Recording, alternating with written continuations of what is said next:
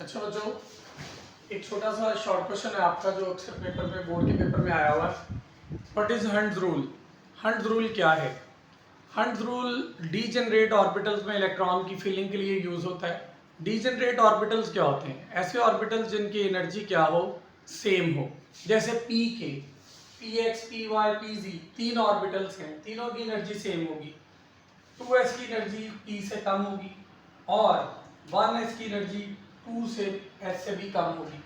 तो degenerate orbitals में electron को फिल करना हो, if degenerate orbitals are to be filled with equal number of electrons, यानी तीन डीजेनरेट ऑर्बिटल्स हैं और तीन ही इलेक्ट्रॉन आपने फिल करना हो, तो फिर कैसे करेंगे? Then electrons must be filled in separate orbitals with same spin. Separate orbitals, ये जो हम एरो लगाते हैं ऊपर को और एक नीचे को, और एरो का हेड हाफ लगाते हैं एक तरफ, जैसे ये लगाया, जैसे ये लगाया, ये हाफ हेड एरो, ये एक इलेक्ट्रॉन को शो करता है। और एक एरो ऊपर को, दूसरे एरो नीचे को, ये पेयर्ड स्पिन, एक की स्पिन क्लॉकवाइज, दूसरे की स्पिन एंटी क्लॉकवाइज, उसको शो करता है।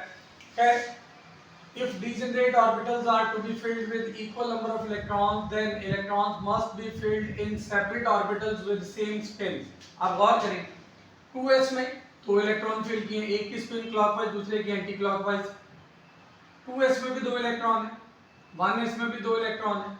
अब p ऑर्बिटल तीन बच गए हैं हमारे पास और इलेक्ट्रॉन्स भी तीन बच गए हैं, 7 टोटल थे नाइट्रोजन में।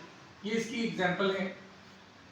2px, 2py, 2pz, आपने तीनों में एक एक फिल करना है। पहले तीनों को हाफ फिल करेंगे, जब हाफ फिल हो जाए और फिर कोई इलेक्ट्रॉन बच जाए तो किसी में पेयर अप करना है।